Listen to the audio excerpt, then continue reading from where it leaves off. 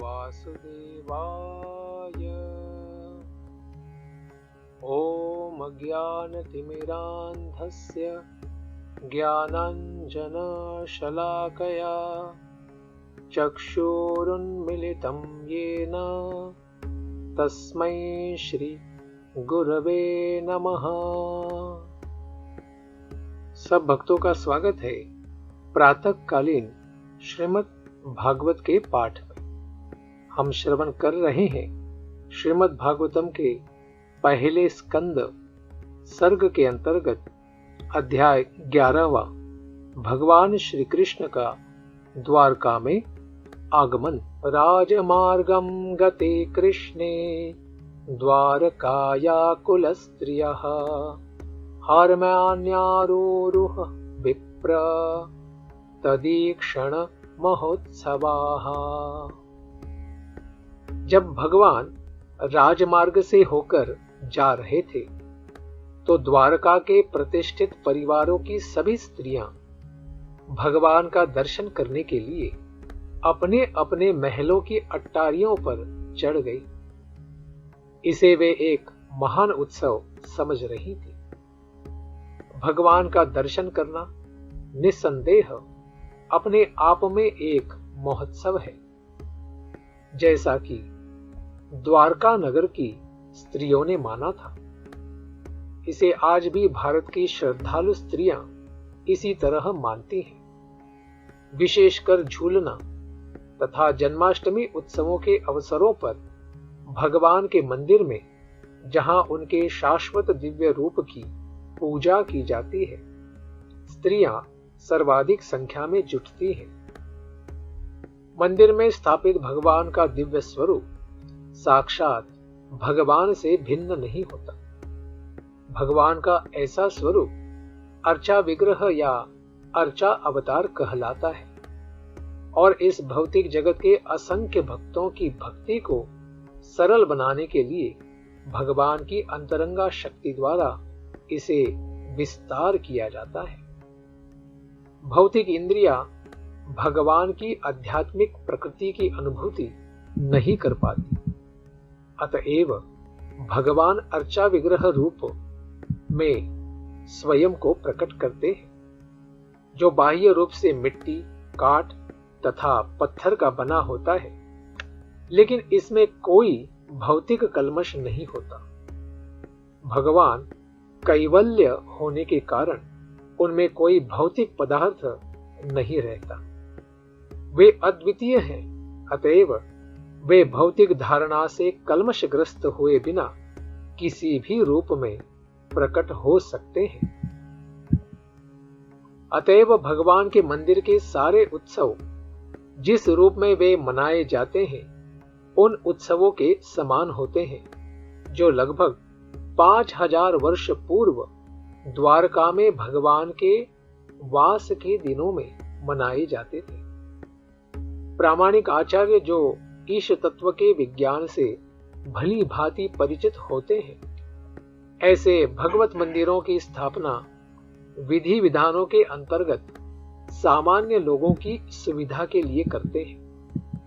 लेकिन जो लोग अल्पज्ञ हैं और इस विज्ञान से परिचित नहीं होते, वे इस महान प्रयास को मूर्ति पूजा मानने की गलती करते हैं और ऐसी बातों में अपनी टांग अड़ाते हैं जिन तक उनकी पहुंच नहीं होती।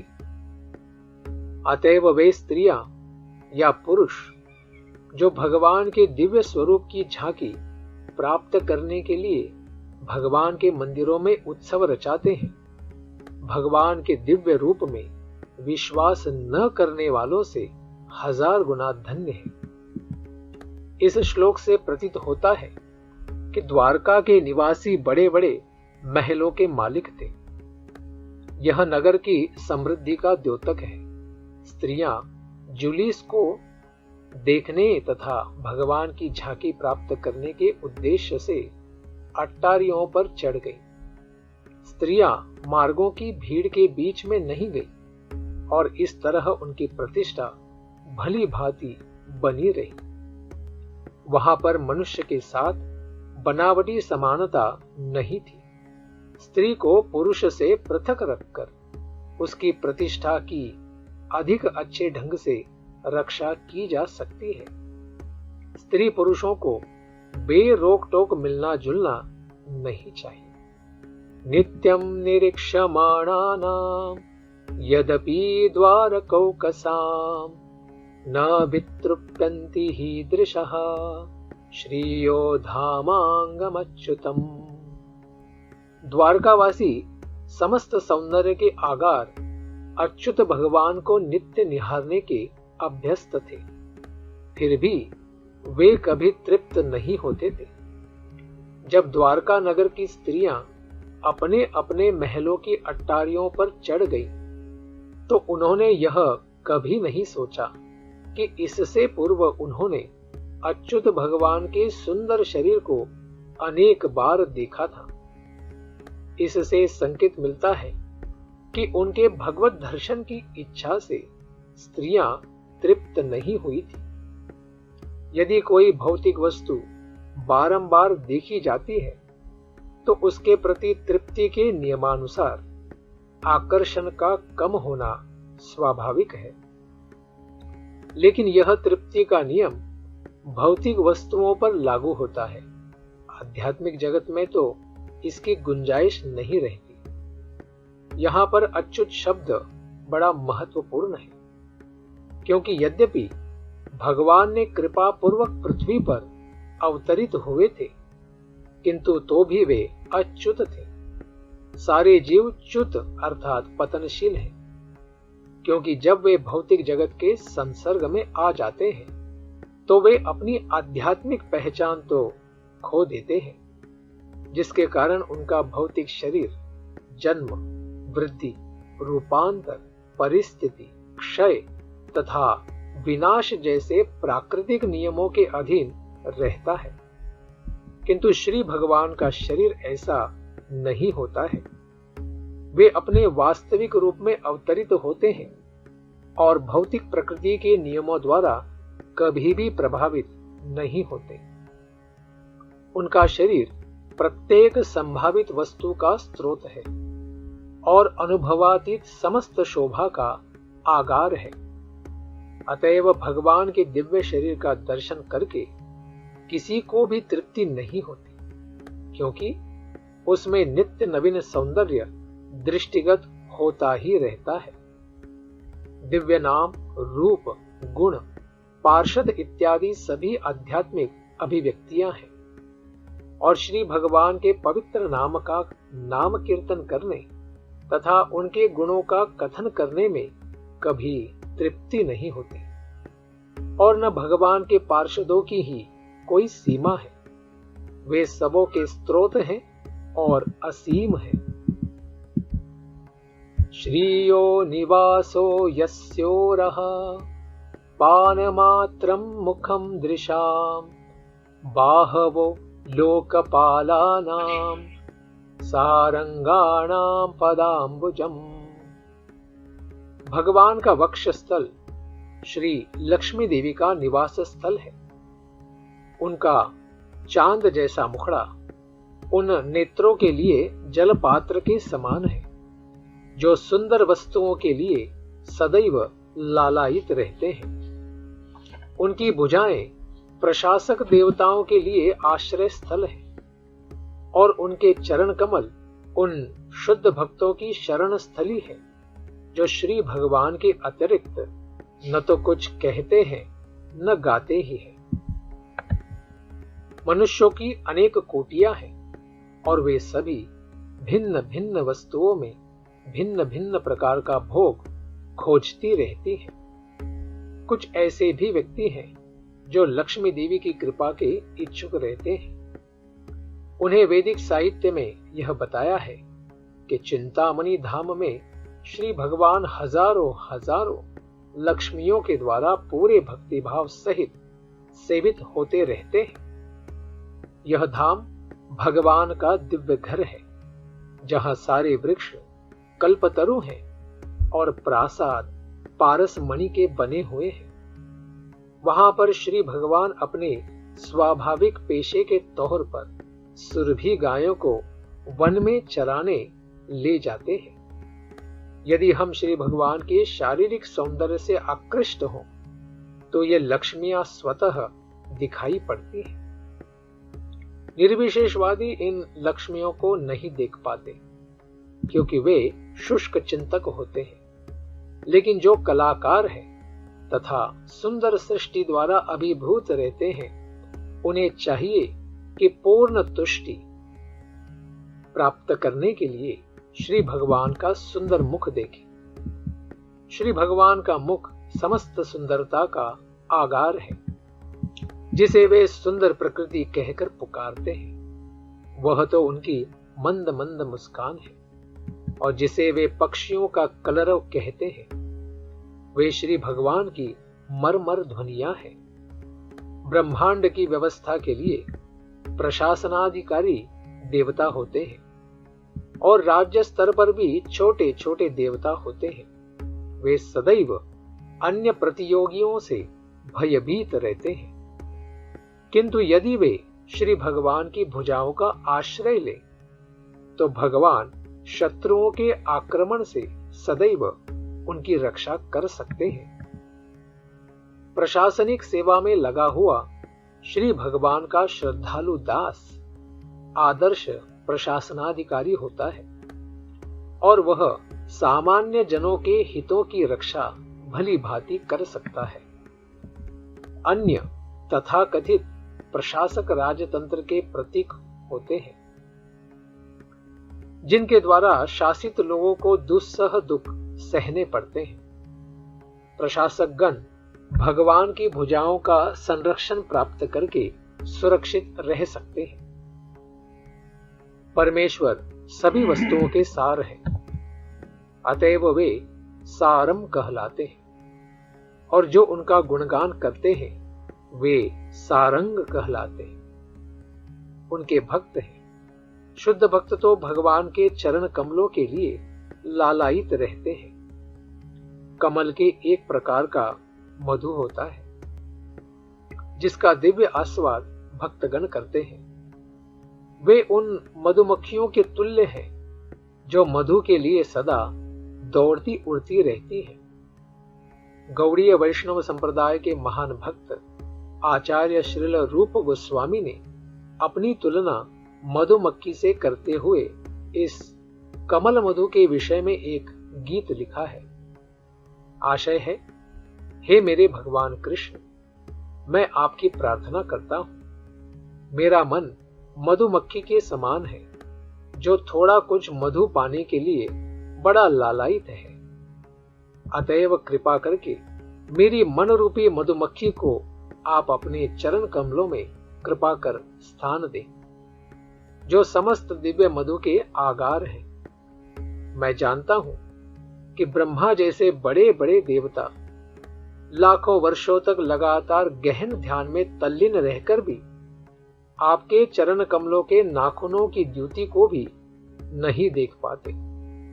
फिर भी हे अच्युत, मेरी ऐसी अभिलाषा है, क्योंकि आप शरणागतों पर अत्यंत दयालु रहते हैं। हे माधव, मैं यह भी जानता हूं कि मुझ में आपके चरणों की सेवा के प्रति वास्तविक अनुरक्ति नहीं है, लेकिन आप अकल्पनीय शक्तिशाली हैं। अतएव आप असंभव से असंभव कार्य कर सकते हैं। आपके चरण कमलों के समक्ष स्वर्ग का अमृत भी अति तुच्छ है। अतएव मैं उनके प्रति अत्यधिक अनुरक्त हूं। अतएव हे परम नित्य, मेरे मन को आपके चरण कमलों में स्थिर होने दे, जिससे मैं आपकी दिव्य सेवा का आस्वाद निरंतर लेता रहूं। भक्तगण भगवान के चरण कमलों को प्राप्त करके संतुष्ट रहते हैं, और उन्हें श्री भगवान के सर्व सुंदर मुख को देखने अथवा उनकी बलिष्ठ भुजाओं के संरक्षण की कोई अभिलाषा नहीं रह जाती। वे स्वभाव से विनम्र होते हैं, और श्री भगवान का ऐसे विनम्र भक्तों के प्रति सदैव झुकाव रहता है। सीतातपत्र व्यजनैरुपस्कृतः प्रसूनवर्षैरभिवर्षितः पथि पीशङ्गवासा वनमालया बभौ घनो यथार्कोडुपचाप वैद्युतैः। जब श्री भगवान द्वारका के राजमार्ग से होकर गुजर रहे थे, तब एक श्वेत छत्र तानकर उनके सिर को धूप से बचाया जा रहा था। श्वेत पंखों वाले पंख चंवर अर्धवृत्ताकार में झल रहे थे और मार्ग पर फूलों की वर्षा हो रही थी। पीतांबर तथा फूलों के हार से वे इस प्रकार प्रतीत हो रहे थे मानो शाम बादल एक ही साथ सूर्य, चंद्रमा, बिजली तथा इंद्रधनुष से घिर गया हो। सूर्य, चंद्रमा, इंद्रधनुष तथा बिजली एक साथ आसमान में कभी प्रकट नहीं होते।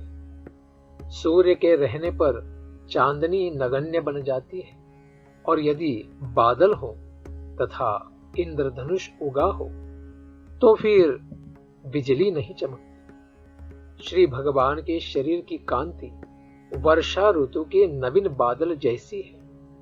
उनकी तुलना यहाँ पर बादल से की गई है। उनके सिर के ऊपर तना श्वेत छाता मानो सूर्य है। चंवर के हिलने डुलने की तुलना चंद्रमा से की गई है। फूलों की वर्षा की उपमा तारों से और उनके पीतांबर की तुलना इंद्रधनुष से की गई है। अतएव आकाश की ये सारी गतिविधियां कभी भी एक साथ घटित नहीं हो सकती और तुलना द्वारा समंजित नहीं की जा सकती। ऐसा सामंजस्य तभी संभव है जब हम श्री भगवान की अचिंत्य शक्ति का चिंतन करें। भगवान सर्वशक्तिमान है और उनकी उपस्थिति में कोई भी असंभव बात उनकी अचिंत्य शक्ति से संभव बनाई जा सकती है। लेकिन द्वारका के मार्गों से उनके गुजरते समय जो स्थिति उत्पन्न हुई वह सुंदर थी और उसकी तुलना प्राकृतिक घटनाओं के वर्णन के अतिरिक्त अन्य किसी वस्तु से नहीं की जा सकती।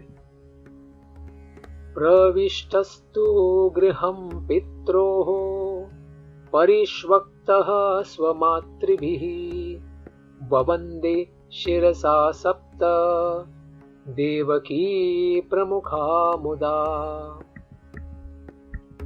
अपने पिता के घर में प्रवेश करने पर उन्हें उनकी माताओं ने गले लगाया और श्री भगवान ने उनके चरणों पर अपना शीश रखकर उन्हें नमस्कार किया। माताओं में देवकी माता प्रमुख थी। ऐसा लगता है कि श्री भगवान के पिता वसुदेव का अपना अलग से आवास था, जहां वे अपनी 18 रानियों समेत रहते थे, जिनमें से श्रीमती देवकी कृष्ण की असली माता है। लेकिन इतने पर भी अन्य सौतेली माताएं उन्हें समान रूप से प्रेम करती थी, जैसा कि अगले श्लोक से पता चल जाएगा। श्री भगवान अपनी असली माता तथा विमाताओं में कोई भेदभाव नहीं करते थे और उन्होंने उस अवसर पर उपस्थित वसुदेव की समस्त पत्नियों को नमस्कार किया। शास्त्रों के अनुसार भी 7 प्रकार की माताएं होती हैं: वास्तविक माता, गुरु पत्नी, ब्राह्मण पत्नी, राजा की पत्नी, गाय, धाय तथा पृथ्वी, ये सभी माताएं हैं। शास्त्रों के इस आदेश से भी विमाता, जो पिता की पत्नी होती है, माता के तुल्य ही होती है, क्योंकि पिता गुरु भी होता है। ब्रह्मांड के स्वामी भगवान कृष्ण अन्यों को विमाताओं के साथ व्यवहार करने की शिक्षा देने के लिए ही एक आदर्श पुत्र की भूमिका निभाते हैं। पुत्रमंक आरोप्य स्नेहस्नूत पयोधराः हर्ष विव्वलितात्मानः शीशीचूर्नेत्रजैर्जलैः। माताओं ने अपने पुत्र को गले लगाने के बाद उसे अपनी अपनी गोद में बिठाया। विशुद्ध स्नेह के कारण उनके स्तनों से दूध निकल आया। वे हर्ष से विभोर हो गए और उनके नेत्रों के अश्रुओं से भगवान भी भीग गए। जब भगवान कृष्ण वृंदावन में थे तो गौवें भी उनके प्रति स्नेहिल हो उठती थी और वे उनके थनों से दूध दूह लिया करते थे। तो उनकी विमाताओं का तो क्या कहना, जो उनकी माता तुल्य ही थी। अथाभिशत् स्वभवनम सर्वकामम अनुत्तमम प्रासादा यत्र पत्नीनां सहस्राणि च षोडश। तत्पश्चात भगवान अपने महलों में प्रविष्ट हुए जो सभी तरह से परिपूर्ण थे। उनमें उनकी पत्नियां रहती थी और वे 16,000 से अधिक थी। भगवान कृष्ण की 16,108 पत्नियां थी और प्रत्येक के लिए 4 दीवारी तथा उद्यान से युक्त पूर्ण रूप से सुसज्जित महल थे। इन महलों का पूरा विवरण दशम स्कंद में दिया गया है। सारे महल सर्वोत्तम संगमरमर पत्थर के बने थे। वे रत्नों से प्रकाशित थे और मखमल तथा रेशम के पर्दों तथा गलीचों से सज्जित थे, जिनके किनारों पर सोने की जरी लगी हुई थी। भगवान का अर्थ है जो समस्त बल, समस्त शक्ति, समस्त ऐश्वर्य, समस्त सौंदर्य, समस्त ज्ञान तथा समस्त वैराग्य से परिपूर्ण हो। अतएव भगवान के महलों में कोई वस्तु ऐसी न थी जिससे भगवान की सारी इच्छाएं पूरी न होती हो। वे तो असीम है, अतएव उनकी इच्छाएं भी असीमित है और पूर्ति भी असीमित है। प्रत्येक वस्तु असीम होने के कारण यहाँ पर संक्षेप में सर्वकामम अर्थात सभी वांछनीय वस्तुओं से पूर्ण कहा गया है। पत्न्या पतिं प्रोष्य गृहानुपागतम् विलोक्य संजात मनो महोत्सवाः उत्तस्थुरारात् सहसासनाशयात् साकं व्रते वीडितलोचनाननाः। दीर्घ काल तक बाहर रहने के बाद अपने पति को घर आया देखकर श्री कृष्ण की रानियां मन ही मन अत्यंत हर्षित हुई। वे अपने अपने आसनों तथा ध्यानों से तुरंत उठकर खड़ी हो गई। सामाजिक प्रथा के अनुकूल उन्होंने लज्जा से अपने मुख ढक लिए और दृष्टि नीचे किए देखने लगी। जैसा कि ऊपर कहा गया है, भगवान अपनी रानियों के महलों में प्रविष्ट हुए। इसका अर्थ यह है कि भगवान ने तुरंत ही अपना विस्तार 16,108 अंशों में कर लिया। जितनी रानियां तथा महल थे और उन सबों के एक साथ पृथक पृथक प्रविष्ट हुए। यहां पर उनकी अंतरंगा शक्ति की अन्य अभिव्यक्ति हुई है। वे इच्छानुसार अनेक आध्यात्मिक स्वरूपों में अपना विस्तार कर सकते हैं। यद्यपि वे अद्वितीय हैं, श्रुति मंत्र से प्रतिपादित होता है कि परम पूर्ण एक है, किंतु इच्छानुसार वे अनेक बन जाते हैं। एको बहुश्याम। परमेश्वर के ये अनेक विस्तार पूर्ण तथा भिन्नांशों के रूप में होते हैं। भिन्नांश उनकी शक्ति के द्योतक हैं और पूर्णांश उनके व्यक्तित्व की अभिव्यक्ति। इस तरह भगवान ने अपने 16,108 पूर्ण अंश प्रकट किए और प्रत्येक रानी के महल में एक ही साथ प्रविष्ट हुए। इसे वैभव या भगवान की दिव्य शक्ति कहा जाता है।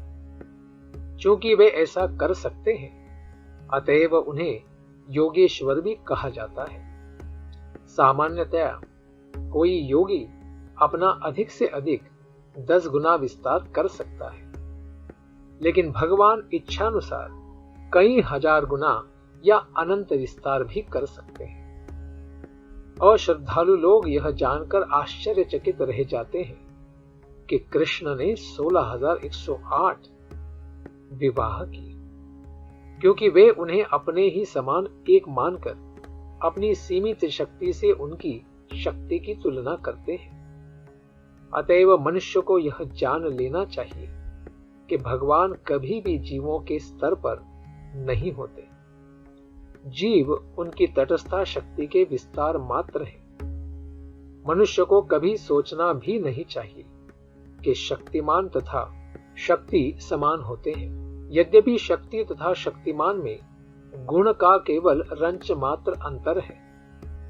रानियां भी उनकी अंतरंगा शक्ति की विस्तार थी, और इस तरह शक्ति तथा शक्तिमान निरंतर दिव्य आनंद का आदान प्रदान करते हैं। इन्हें ही भगवान की लीलाएं कहते हैं। अतएव किसी को यह जानकर आश्चर्य नहीं करना चाहिए कि भगवान की इतनी सारी पत्नियां थी। उल्टे लोगों को यह मानना चाहिए कि यदि भगवान के लाखों करोड़ों पत्नियां होती तो भी वे अपनी असीम तथा अक्षय शक्ति को पूरी तरह प्रकट नहीं कर रहे। उन्होंने केवल 16,108 पत्नियों से ब्याह किया और उनमें से प्रत्येक के महल में यह दिखाने के लिए प्रवेश किया कि इस पृथ्वी पर कोई मनुष्य कितना ही बलवान क्यों न हो, वह न तो उनकी समता कर सकता है न उनसे बढ़कर है, असमूर्ध्व। अतएव न तो कोई इनके समान है न उनसे बढ़कर। भगवान सभी मामलों में सदा महान है। शाश्वत सत्य भी यही है कि ईश्वर महान है। अतएव कुरुक्षेत्र के युद्ध के कारण दीर्घ काल तक घर से दूर रहने वाले अपने पति को जो ही रानियों ने कुछ दूरी पर देखा तो वे ध्यान की निद्रा से जग गई और अपने प्रियतम की अगवानी के लिए तैयार हो गई। याज्ञवल्क्य के धार्मिक आदेशानुसार जिस स्त्री का पति घर से बाहर हो उसे न तो किसी सामाजिक उत्सव में भाग लेना चाहिए, न शरीर को अलंकृत करना चाहिए, न हंसना चाहिए और न किसी भी परिस्थिति में अपने संबंधी के घर जाना चाहिए। जिन स्त्रियों के पति बाहर हो उनके लिए यही व्रत है, लेकिन साथ ही साथ यह भी कहा गया है कि पत्नी कभी भी अपने पति के समक्ष मलिन अवस्था में उपस्थित न हो। वह अपने आप को आभूषणों से अलंकृत करे और अच्छे वस्त्र पहने और पति के समक्ष सदैव प्रसन्न तथा हर्षित मुद्रा में जाए। कृष्ण की सारी रानियां पति की अनुपस्थिति का चिंतन करते हुए ध्यान मग्न थी और निरंतर उन्हीं का ध्यान करती रहती थी। भगवान के भक्त भगवान के ध्यान के बिना पल भर भी नहीं रह सकते।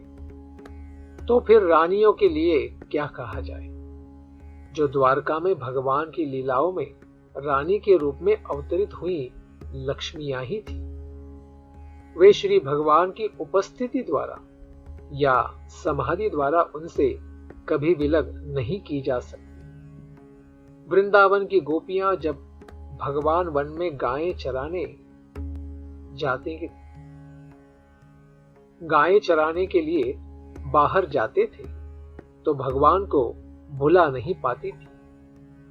जब बाल रूप भगवान कृष्ण गांव में नहीं होते थे तो घर पर गोपियां नरम चरण कमलों से कठोर भूमि पर चलते हुए कृष्ण के बारे में चिंता करती रहती। कभी कभी इस तरह चिंतन करते करते वे समाधि में पहुंच जाती और हृदय में संताप करती। भगवान के शुद्ध पार्षदों की ऐसी ही दशा होती है। वे सदैव समाधि में रहते हैं। अतएव कृष्ण की अनुपस्थिति में रानियां भी समाधिस्थ थी। इस समय भगवान को कुछ दूरी पर देखकर उन्होंने अपने सारे कार्य छोड़ दिए, जिनमें उपर्युक्त स्त्रियों के व्रत भी सम्मिलित थे। विश्वनाथ चक्रवर्ती ठाकुर जी के मतानुसार इस अवसर पर नियमित मनोवैज्ञानिक प्रतिक्रिया हुई। पहले तो सभी अपने अपने आसनों से उठ गईं, क्योंकि अपने अपने पति को देखना चाहती थी। किंतु स्त्री योजित लज्जा के कारण वे रुक गईं। लेकिन प्रबल उत्कंठा के कारण उन्होंने इस दुर्बलता की अवस्था पर काबू पा लिया और श्री भगवान का आलिंगन करने की भावना से अभिभूत हो गई। और इस विचार ने उन्हें अपने आसपास के परिवेश से अचेत बना दिया। इस उत्कंठा की मूल दशा के कारण सारी औपचारिकताओं एवं सामाजिक रीति रिवाजों का अंत हो गया और इस तरह भगवान के मिलन पथ के सारे अवरोध दूर हो गए। आत्मा के प्रभु श्री कृष्ण के मिलने की यह चरम अवस्था है। तमात्मजैर्दृष्टिभिरन्तरात्मना दुरंत भावा परिरेभिरे पतिम् निरुद्धमप्यास्त्र वदम्बुनेत्रयोर विलज्जतीनां भृगुवर्य वैक्लवात्। रानियों की दुर्लंघ्य उत्कंठा इतनी तीव्र थी कि लजाई होने के कारण उन्होंने सर्वप्रथम अपने अंतरतम से भगवान का आलिंगन किया।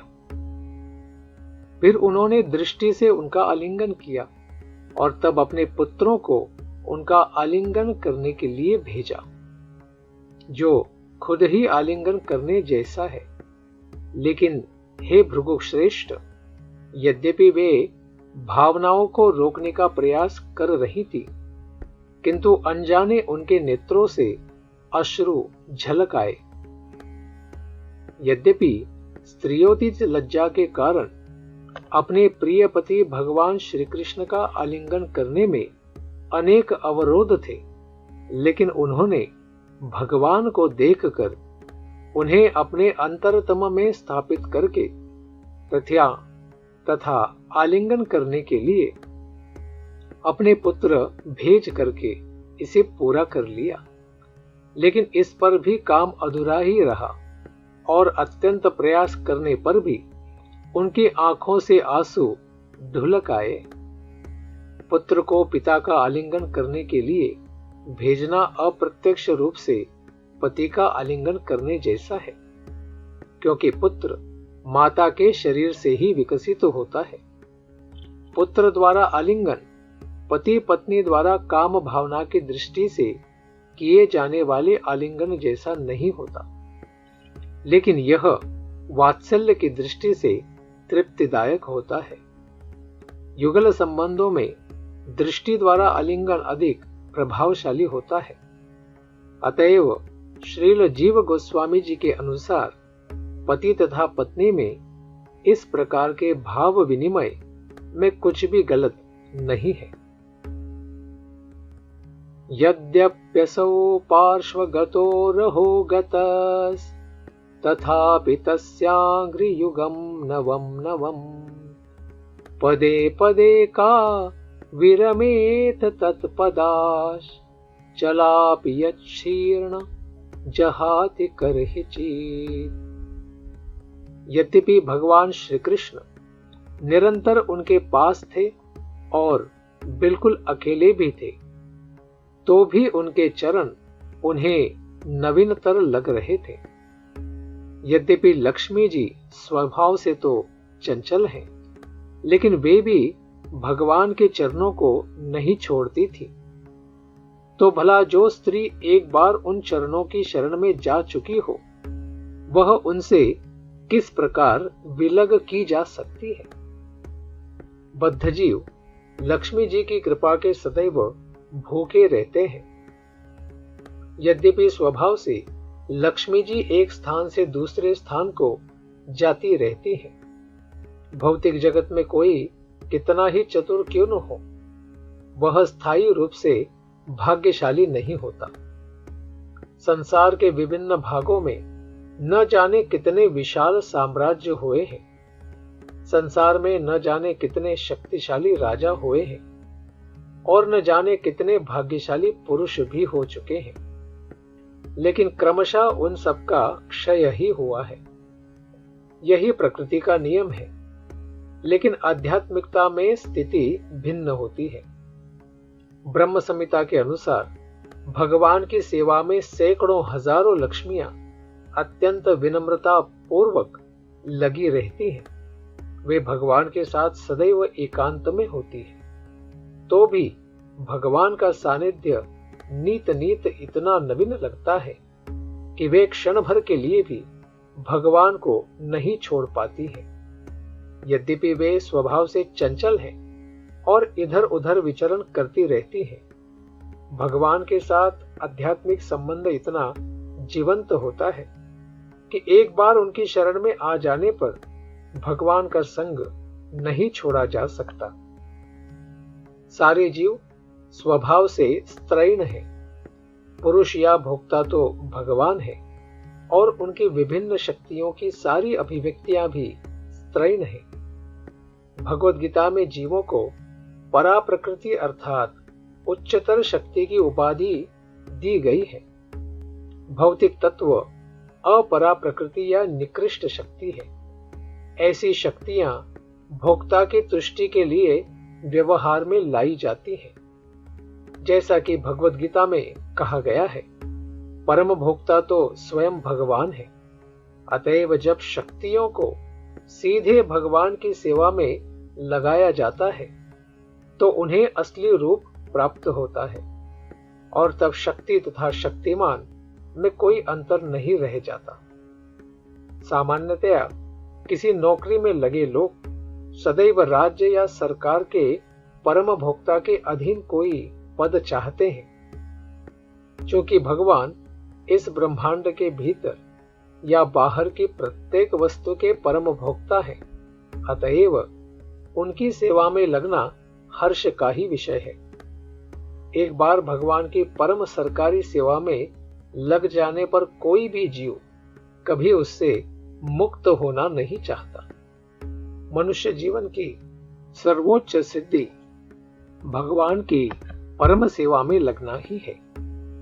इससे मनुष्य परम सुखी बनता है। तब उसे भगवान से संबंध बनाए बिना चंचला लक्ष्मी को खोजने की कोई आवश्यकता नहीं रह जाती।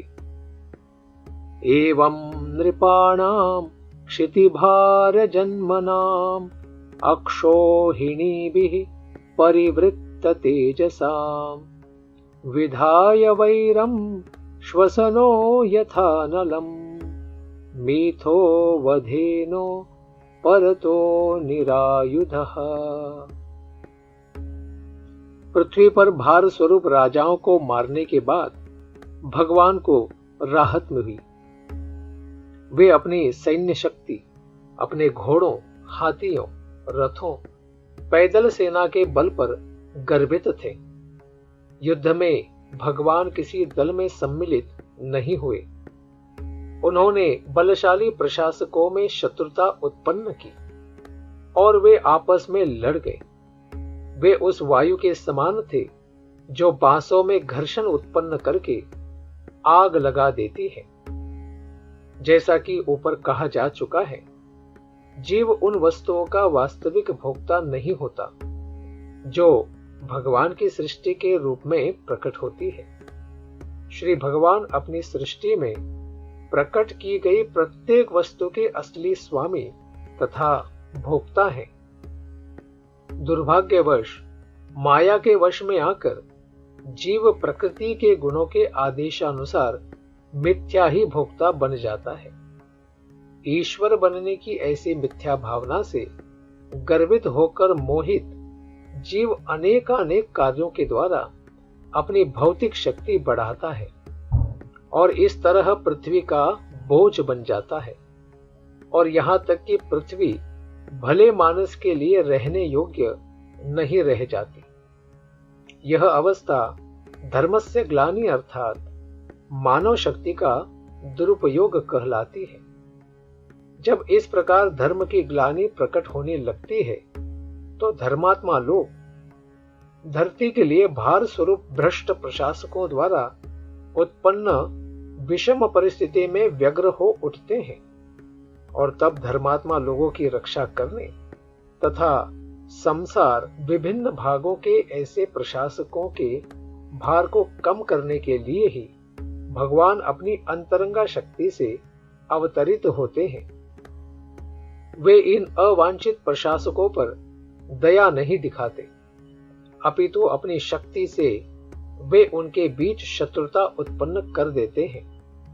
ठीक उसी तरह जिस प्रकार वायु बांसों की रगड़ से जंगल में अग्नि उत्पन्न कर देती है, यह अग्नि जंगल में स्वतः वायु के प्रकोप से उत्पन्न होती है। इसी प्रकार राजनेताओं के विभिन्न समूहों में शत्रुता का प्रादुर्भाव भगवान की अदृश्य योजना से होता है। ये अवांछित प्रशासक झूठी शक्ति तथा सैन्य बल से गर्वित होकर आदर्शवादी संघर्षों के लिए परस्पर युद्ध करने लगते हैं और अपनी सारी शक्ति का क्षय कर लेते हैं। विश्व का इतिहास भगवान की इस इच्छा शक्ति को दर्शाता है, और यह तब तक चलती रहेगी जब तक सारे जीव भगवान की सेवा में अनुरक्त नहीं हो जाते। भगवद गीता में यह तथ्य अत्यंत विशद रूप से वर्णित है, जिसमें कहा गया है, माया मेरी शक्ति है, इसलिए आश्रित जीवों के लिए यह संभव नहीं है कि वे भौतिक गुणों की शक्ति का अतिक्रमण कर सके। किंतु जो लोग मेरी शरण ग्रहण करते हैं, वे इस भौतिक शक्ति विशाल सागर को भी पार कर सकते हैं। इसका अर्थ यह हुआ कि सकाम कर्म द्वारा या चिंतन या आदर्शवाद द्वारा शांति तथा संपन्नता नहीं लाई जा सकती। इसका एकमात्र उपाय है परमेश्वर की शरण ग्रहण करना और माया के मोह से मुक्त हो लेना। दुर्भाग्यवश जो लोग विध्वंसक कार्य में लगे हैं, वे भगवान की शरण ग्रहण करने में अक्षम हैं। वे अव्वल दर्जे के मूर्ख हैं। वे मनुष्य योनि के निम्नतम स्तर पर गिरे हुए हैं। उनका सारा ज्ञान हर लिया गया है। यद्यपि बाहरी तौर पर शैक्षिक दृष्टि से वे पढ़े लिखे दिखते हैं, वे सारे आसुरी वृत्ति के होते हैं और सदैव ही भगवान की परम शक्ति को ललकारते रहते हैं। जो अत्यधिक भौतिकतावादी हैं और भौतिक शक्ति एवं सत्ता के लिए लालायित रहते हैं, वे निस्संदेह पहले दर्जे के मूर्ख हैं, क्योंकि उन्हें जीवंत शक्ति का कोई ज्ञान नहीं होता। वे सर्वोपरि आध्यात्मिक ज्ञान से अनजान होने के कारण भौतिक विज्ञान में मस्त रहते हैं, जिसका समापन शरीर के अंत के साथ ही हो जाता है। वे निपट अधम मनुष्य होते हैं, क्योंकि मनुष्य जीवन तो विशेष रूप से भगवान के साथ विस्मृत संबंध को पुनः स्थापित करने के निमित्त मिला है, किंतु वे भौतिक कार्यकलापों में लगे रहने के कारण इस अवसर को खो देते हैं।